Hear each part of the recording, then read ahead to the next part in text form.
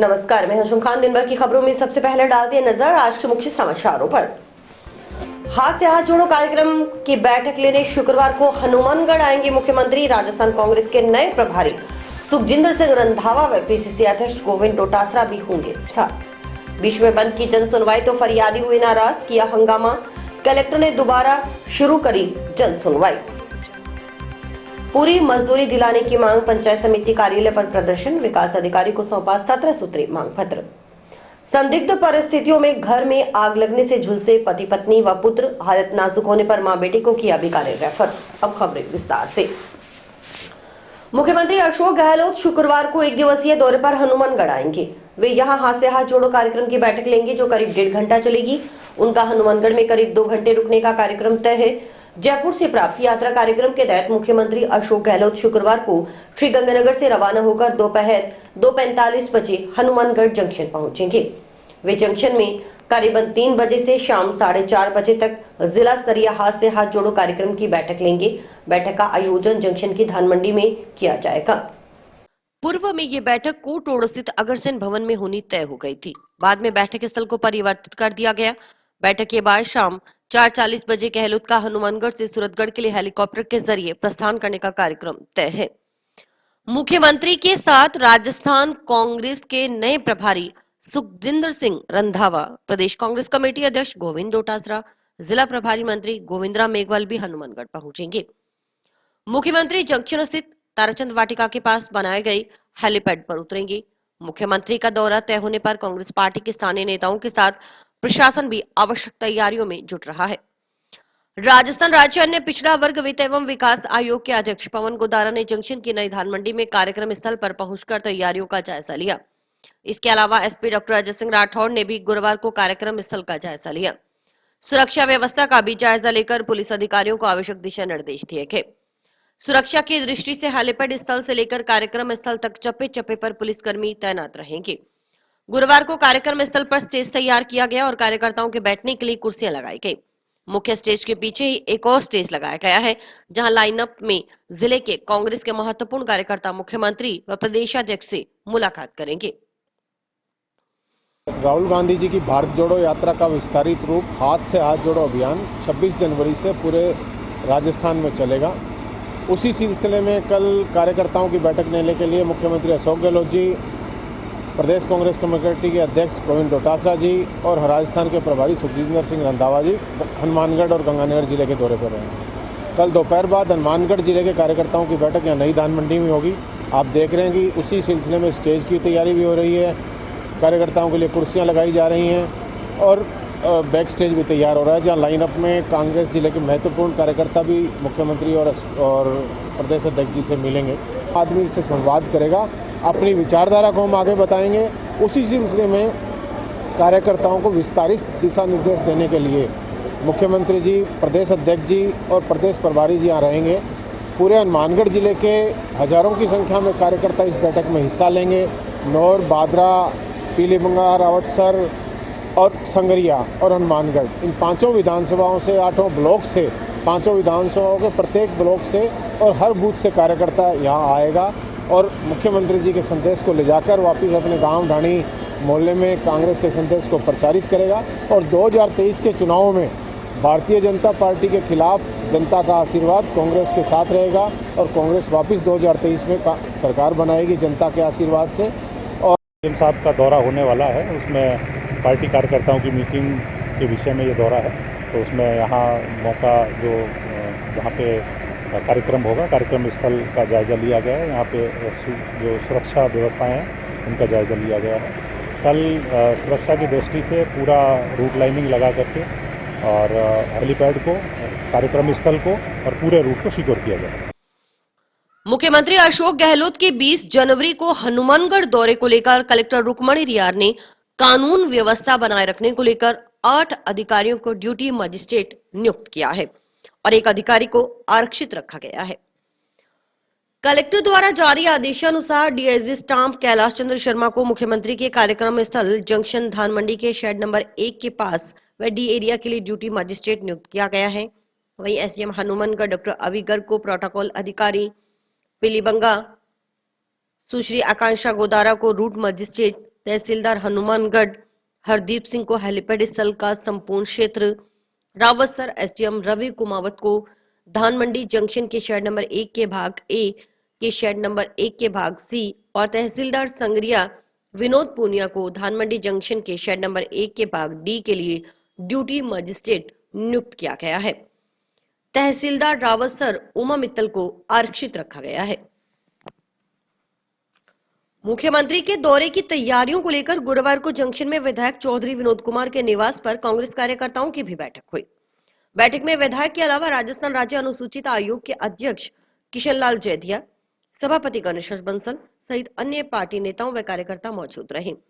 राजस्थान राज्य अनुसूचित आयोग के अध्यक्ष व हाथ से हाथ जोड़ो कार्यक्रम के जिला समन्वयक किशनलाल जैदिया ने कहा कि मुख्यमंत्री के दौरे को लेकर क्षेत्र के कार्यकर्ताओं में उत्साह का माहौल है। जैदिया ने कहा कि कांग्रेस पार्टी के कार्यकर्ताओं में समन्वय व एकता है, सभी अपनी अपनी जिम्मेदारी का निर्वहन कर रहे हैं। विधायक चौधरी विनोद कुमार ने कहा कि मुख्यमंत्री के कार्यक्रम को लेकर कार्यकर्ताओं में काफी उत्साह है। अधिक भीड़ जुटने की संभावना के चलते कार्यक्रम की जगह बदली गई है। अब धान मंडी में शेड के नीचे कार्यकर्ता सम्मेलन होगा। सम्मेलन के बाद मुख्यमंत्री सूरतगढ़ व वहां से जयपुर के लिए रवाना होंगे, जबकि राजस्थान कांग्रेस के नए प्रभारी सुखजिंदर सिंह रंधावा रात्रि विश्राम हनुमानगढ़ में ही करेंगे। तो मैं कहना चाहूँगा कि हनुमानगढ़ क्षेत्र में पूरे ज़िले में बहुत बड़ा उत्साह का माहौल है और कल हमारे लोकप्रिय मुख्यमंत्री अशोक जी गहलोत साहब पधार रहे हैं, जिससे लोग भारी तादाद में एकत्रित होने की संभावना है और स्थान भी बड़ा इसीलिए बदला गया है कि जो उत्साह है लोगों के अंदर, उस उत्साह को देखते हुए और माननीय मुख्यमंत्री जी तो जितना बजट में पिछले बजट में भी कमी नहीं छोड़ी और इस बजट में भी कमी नहीं छोड़ेंगे। उनका कहना है कि जो आप मांगते मांगते थक जाओगे, मैं देता देता नहीं थकूंगा। विधायक ने बताया कि मुख्यमंत्री के दौरे को लेकर गांव में संपर्क किया जा रहा है। मुख्यमंत्री ने क्षेत्र के लिए काफी अच्छा कार्य किया है, इसके लिए अधिकाधिक भीड़ जुटाकर उनका धन्यवाद ज्ञापित किया जाएगा। साथ ही क्षेत्र की प्रमुख मांगे भी मुख्यमंत्री के सामने रखी जाएंगी। उम्मीद है कि मुख्यमंत्री 8 फरवरी को पेश किए जाने वाले बजट में जिले की शेष मांगे भी पूरी करेंगे। सभी हाथ से हाथ जोड़ो प्रोग्राम के तहत कार्यकर्ता सम्मेलन है, जिसमें लोगों से अपील करेंगे और लोग भी मेरे ख्याल में काफी तादाद के अंदर यहाँ इकट्ठे होंगे। पहले तो हमने अग्रसेन भवन में रखी थी, तो अब मुख्यमंत्री जी का प्रोग्राम बढ़ने के बाद में वो जगह कम पड़ रही थी। स्वाभाविक है, मुख्यमंत्री जी यहाँ आ रहे हैं तो भीड़ भी ज़्यादा होगी। इसके लिए हमने वहाँ से के स्थान बदल के और अनाज मंडी के अंदर शेड के नीचे प्रोग्राम रखा है, तो काफ़ी तादाद में लोग यहाँ आएंगे और उसके बाद मुख्यमंत्री जी का वापस जाने का प्रोग्राम हेलीकॉप्टर से आएंगे और यहाँ से 4 बजे लगभग 4-4:30 बजे वापस सूरतगढ़ जाके प्लेन से वो वापस जयपुर चले जाएंगे। रंधावा साहब वो रात को यहीं स्टे करेंगे। कलेक्ट्रेट सभागार में गुरुवार को जिला स्तरीय जन सुनवाई हुई। जन सुनवाई के दौरान उस समय हंगामे की स्थिति पैदा हो गई जब जिला कलेक्टर की ओर से दोपहर करीब 1 बजे जन सुनवाई बंद कर दी गई। इससे नाराज दूर दराज से फरियाद लेकर आए लोगों ने सभागार के बाहर हंगामा कर दिया। फरियादी कुछ देर तक शोर शराबा करते रहे। इस पर जिला कलेक्टर को दोबारा जन सुनवाई शुरू करवानी पड़ी। जानकारी के अनुसार गुरुवार को कलेक्टर रुक्मणी रियार साहब की अध्यक्षता में जिला स्तरीय जन सुनवाई कलेक्ट्रेट सभागार में सुबह 11 बजे से शुरू हुई। जिला स्तरीय जन सुनवाई के दौरान मुख्य सचिव कार्यालय, प्रमुख शासन सचिव, सचिव कार्यालय के स्तर पर भी वर्चुअली राज्य स्तर से जुड़े। इस दौरान कलेक्टर के सामने आई परिवेदनाएं आई। इनमें से कई परिवेदनाओं का कलेक्टर ने मौके पर ही निस्तारण किया। दोपहर करीब 1 बजे कलेक्टर ने जन सुनवाई रोक दी और वे अपने चैम्बर में चली गई। उस समय सभागार के बाहर कई फरियादी अपनी फरियाद सुनाने के लिए खड़े थे। जब उन्हें पता चला कि जन सुनवाई बंद हो गई तो वे नाराज हो गए और हंगामा कर दिया। हनुमानगढ़ टाउन से अपनी फरियाद लेकर पहुंची बुजुर्ग महिला मैना देवी ने रोते हुए कहा कि वह हर बार जन सुनवाई में अपनी समस्या लेकर आती है, लेकिन उसकी समस्या का निस्तारण नहीं हो रहा। आज वह अपनी बारी का इंतजार कर रही थी कि बीच में ही जन सुनवाई बंद कर दी गई। वहीं गांव पक्कासारना निवासी सामाजिक कार्यकर्ता हरविंद्र सेठी ने आरोप लगाया कि गांव पक्कासारना में मनरेगा योजना में भारी भ्रष्टाचार हो रहा है। काम पर नए आने वाले व्यक्तियों की पूरे पखवाड़े मनरेगा में हाजिरी लग रही है।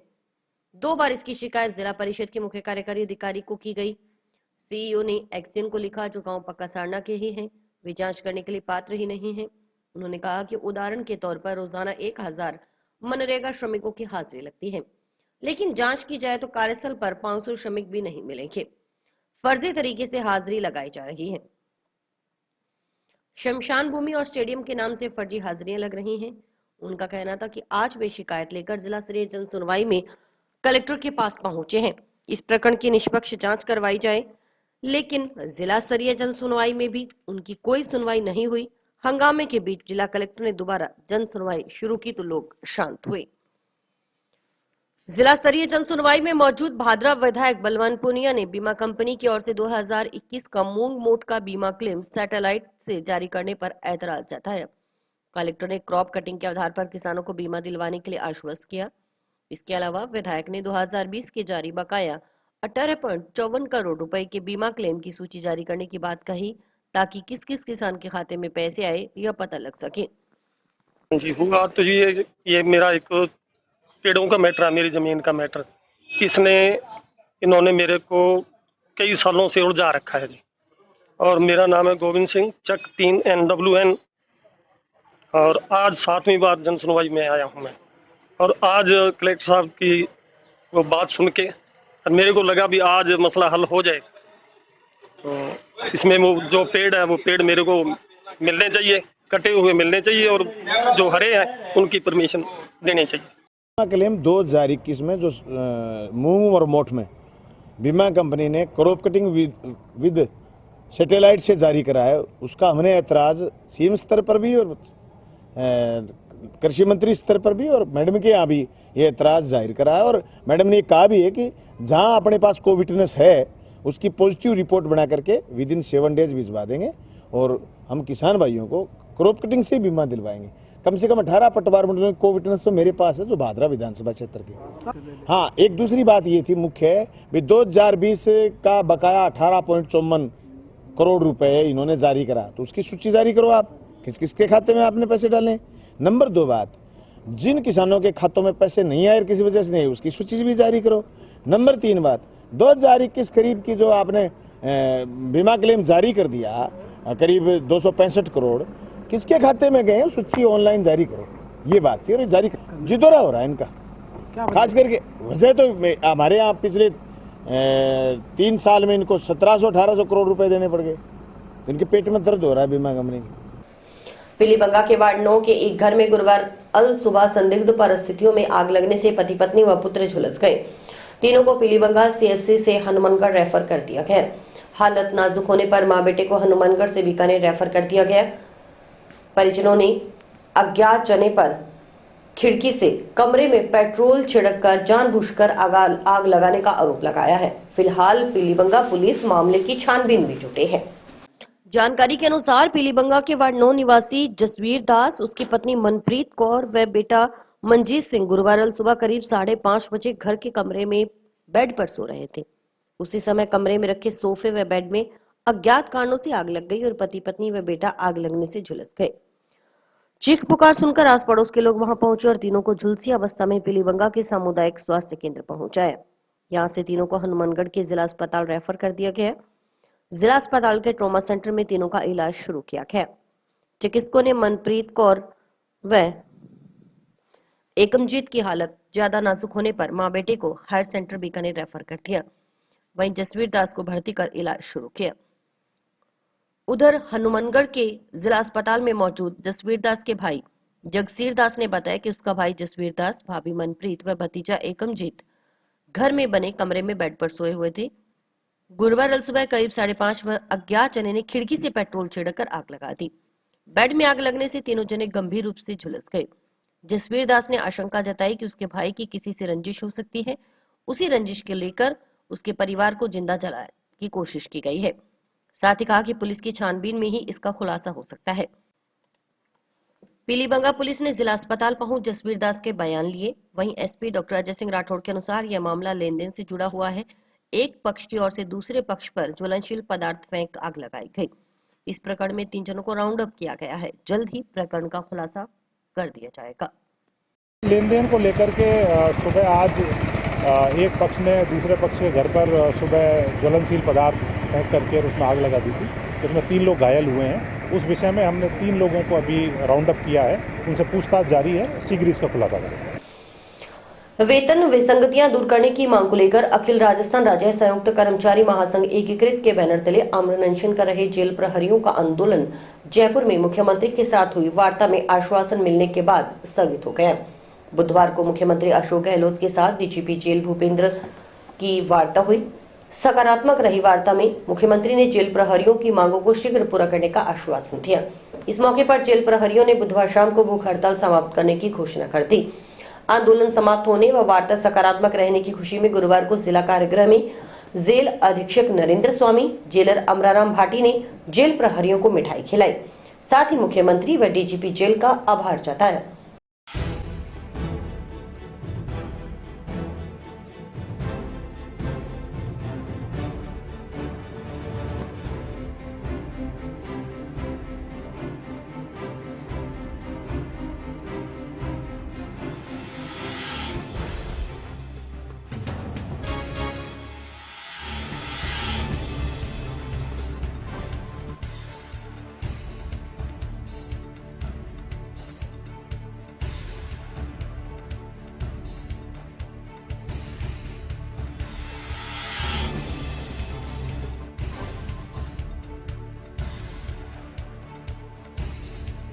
हमारे जेल विभाग की काफ़ी लंबे समय से वेतन विसंगति को दूर करने की मांग चली आ रही थी।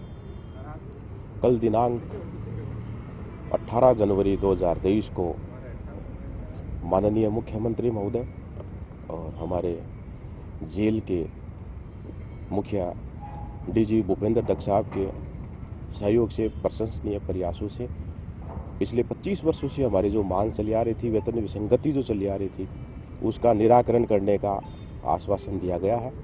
आज पूरा कारागार विभाग, कारागार परिवार माननीय मुख्यमंत्री महोदय, हमारे डीजी साहब का, हमारे समस्त अधिकारियों का आभारी है कि उनके पथ प्रदर्शन से और उनके सहयोग से, आशीर्वाद से आज इतनी बड़ी जो मांग थी वो हमारी पूरी हुई है। सभी अधिकारियों का, हमारे डीजी साहब का बहुत बहुत आभार, धन्यवाद। जेल विभाग के कर्मचारी जो कि 13 तारीख से अंत्या करते हुए अपनी ड्यूटी निर्वहन कर रहे थे। कल 18 तारीख को हमारे श्रीमान सीएम महोदय अशोक गहलोत जी के साथ हमारे डीजी साहब की मीटिंग हुई है, जिनमें हमारे कर्मचारी भी शामिल थे। और जो उनकी प्रमुख मांगे थी भी हमारी आरएससी और पुलिस के समान वेतन की, तो इसके लिए सीएम साहब ने आश्वासन दिया है और हमारी मांगे शीघ्र पूरी हो जाएगी। और मैं सभी कर्मचारियों को जिन्होंने भूखे रहकर 6 दिन तक अपने प्राणों की परवाह बिना करते हुए अपनी ड्यूटी की और हमारे कर्तव्यों के साथ डटे रहे, इसके लिए मैं इनका बहुत बहुत आभारी हूँ। धन्यवाद। आज क्या किया था प्रोग्राम? आज हम सभी सीएम साहब का, हमारे डीजी साहब भूपेंद्र जी दत्त साहब का बहुत बहुत धन्यवाद ज्ञापित करते हैं और उनको यहाँ बैठे हुए हम हमारी मांगे पूरी की, इसके लिए मैं उनका बहुत बहुत सभी स्टाफ की तरफ से, बंदी भाइयों की तरफ से, हमारे जो कर्मचारी 6 दिन से भूखे रहे, अन्न का त्याग करते हुए ड्यूटी निर्वहन की, हॉस्पिटल में भर्ती रहे लेकिन वहाँ भी अन्न का नहीं खाया। हमने कोशिश की भी आप लिक्विड ले सकते हो, लेकिन फिर भी स्टाफ ने कहा भी हम मर जाएंगे लेकिन अपने साथियों की मांगे पूरी करके फिर ही अन्न खाएंगे। इसके लिए डीजी साहब का बहुत बहुत धन्यवाद, हमारे साथी कर्मचारियों का बहुत बहुत धन्यवाद। और अभी वक्त है एक ब्रेक का।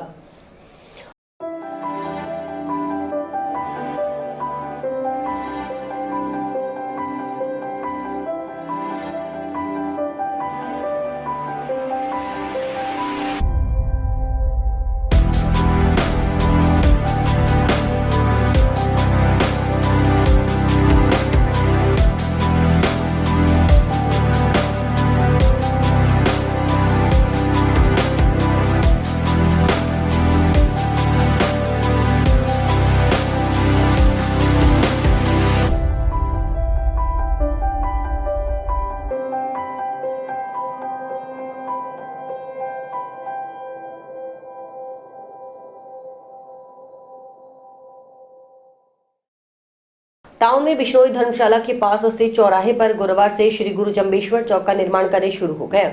चौक निर्माण कार्य शुरू होने से मौके पर पार्षद प्रेम मेघवाल व श्री जम्बेश्वर प्राणी हितकारी समिति के पदाधिकारी मौजूद रहे। समिति सचिव रामकुमार कड़वासरा ने बताया कि बिश्नोई धर्मशाला के पास चौराहे पर श्री गुरु जम्बेश्वर चौक निर्माण की स्वीकृति मिल गई है।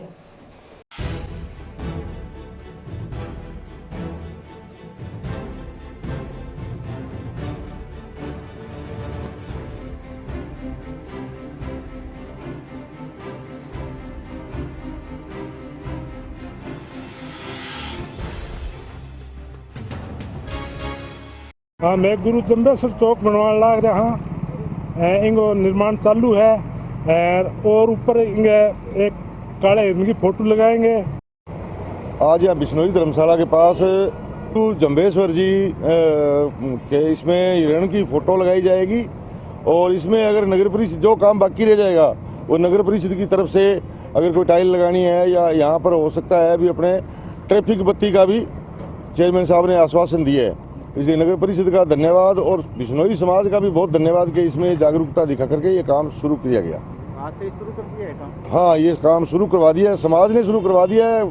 जो बाकी रहेगी चेयरमैन साहब ने भरोसा दिलाया कि जो काम बाकी रहेगा वो हम नगर परिषद की तरफ से कराएंगे। बिश्नोई समाज की हाँ 10 सालों से ये मांग थी, जो सभापति महोदय ने तुरंत प्रभाव से एक्शन लेकर के इनको जगह दी और इनको निशान दे करके काम शुरू करने का निवेदन किया। धर्मशाला के पास चौराहे में गुरु जम्बेश्वर चौक मंजूर हुआ है और नगर परिषद ने, सभापति ने, कमिश्नर साहब ने सभी का बहुत अच्छा सहयोग रहा है और मतलब 10 या 12 रोज में ये बनकर तैयार हो जाएगा। और बाकी कोई लाइट वगैरह है, कोई और है, चेयरमैन साहब ने आश्वासन दिया है, वो हमारी तरफ से कोई जो कमी रहेगी वो पूरी कर देंगे। और बिश्नोई समाज का भी बहुत सहयोग रहा है। इस चौक पर काले हिरण की फोटो लगाएंगे। और बंद पड़ा मनरेगा का कार्य शुरू करने, पूरी मजदूरी दिलाने व ऑफलाइन हाजिरी लगाने की व्यवस्था करने सहित 17 सूत्री मांगों को लेकर गांव नवा व अराइया वाली सहित अन्य गांव के मनरेगा मजदूरों ने गुरुवार को टाउन में पंचायत समिति कार्यालय पर प्रदर्शन किया। अखिल भारतीय खेत मजदूर यूनियन के बैनर तले किए गए प्रदर्शन के बाद विकास अधिकारी को ज्ञापन सौंपा गया। बीडीओ यशपाल असीजा ने कहा कि मजदूरी कमाने की शिकायत की जांच के लिए कमेटी बनाई जाएगी, जांच करवा जेटीओ को पाबंद किया जाएगा। इसके अलावा अन्य समस्याओं के भी निस्तारण के प्रयास किए जाएंगे।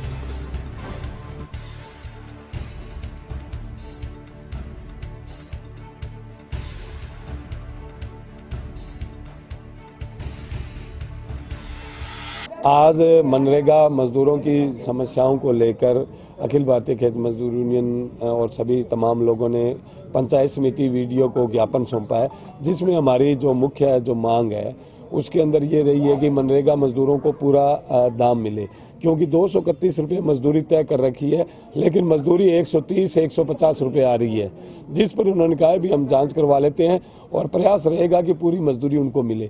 इसके अलावा जो काफ़ी गांव में जो कार्यस्थल है, दवाई पानी छिया की जो व्यवस्था नहीं है, उसके लिए ज्ञापन दिया गया है। और जो आवास से वंचित जो लोग रह गए हैं, जिन्हें प्रधानमंत्री आवास योजना के पैसे मिलने चाहिए थे, जो पैसे नहीं मिले हैं, उसकी लिस्ट है जो हमें अभी उपलब्ध कराई गई है। उसमें देखेंगे जिन लोगों का रहा है उसके बारे में सूची बना कर देंगे। इसके अलावा जो बहुत सी छोटी बड़ी समस्याएं हैं उनको लेकर आज ज्ञापन दिया है और हमने प्रशासन को कहा भी है कि ये लगातार हम हर वीरवार को समस्याओं के बारे में बता रहे हैं। राइयाली की समस्या है, नवा की समस्या है, बेलोल नगर की समस्या है, 2 केंजे की समस्या है, ज्वाला वाले की समस्या है, इसके ऊपर करें। तो अभी इन्होंने कहा जांच आई नहीं है, कुछ कामों की जांच भी बिठाई हुई है, उनकी जांच आने के बाद में ही आगे की बैठक करके आगे के आंदोलन की नीति बनाएंगे। अभी मनरेगा श्रमिकों ने वो एक ज्ञापन दिया है। इस ज्ञापन के अंदर उनका जो बेसिक समस्या है, तो ये बता रहे हैं कि जो जॉब कार्ड है, एक जॉब कार्ड पर 100 दिन जो है प्राथमिकता से पहले पूरे करवा दीजिए। यानी परिवार में अगर 5 सदस्य हैं और जॉब कार्ड में 5 सदस्य, तो 500 को ही लगा दिया जाए ताकि जो 100 डेज जो है वो पूरे हो जाएं।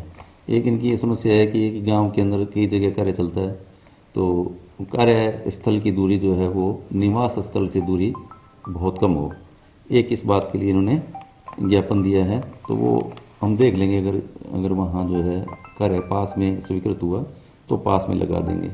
मजदूरी की जहाँ तक एक बिंदु और इन्होंने लिख करके दी है कि मजदूरी थोड़ी कम आ रही है, वहाँ ब्याज कम निकाल रही है, तो इसके लिए एक जांच कमेटी लगा करके जांच करवा लेंगे और जेटी साहब को इस संबंध में पाबंद कर देंगे। नशा मुक्त हनुमानगढ़ पदयात्रा कोहला ग्राम पंचायत में पहुंची, जहां नवयुवक मंडल ने फूल माला और गाजे बाजे के साथ नागरिक सुरक्षा मंच की पदयात्रा का स्वागत किया। वहां से यात्रा कोहला गांव के मुख्य मार्गों, गलियों, चौराहों से होती हुई महात्मा गांधी गवर्नमेंट स्कूल अंग्रेजी माध्यम पहुंची, जहां पर नशे के खिलाफ जागरूकता सभा का भी आयोजन किया गया।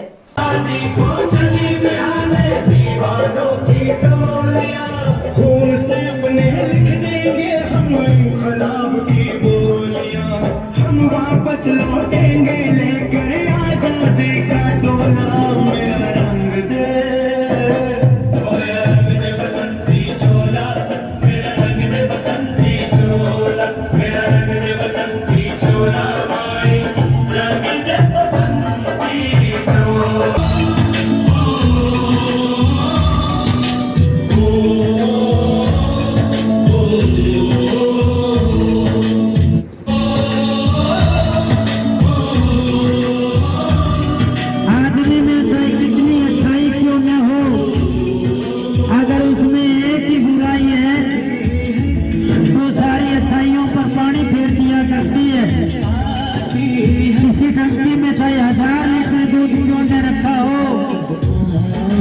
ज्यादा नहीं, नींबू की दो बूंद निचोड़ दो, वो 1000 लीटर दूध फटने का कारण बन सकता है। ठीक उसी प्रकार से आदमी में चाहे 100 अच्छाइयाँ क्यों न हो, अगर एक नशे की बुरी आदत उस आदमी के अंदर है तो वो सारी अच्छाइयाँ मिट जाया करती हैं, उन सारी अच्छाइयों पर पानी फिर जाया करता है। इसलिए इस समस्या को दूर करने के लिए हर रोज नंगे पांव इस कड़कती हुई ठंड में भाई आशीष गौतम गांव और शहरों की गलियों में नंगे पांव यात्रा कर रहे हैं। इसलिए आप सभी से प्रार्थना है कि भाई आशीष को अपना आशीर्वाद देवे। और इसी के साथ समाचार समाप्त हुए। रोजाना देखते रहिए समाचार। नमस्कार।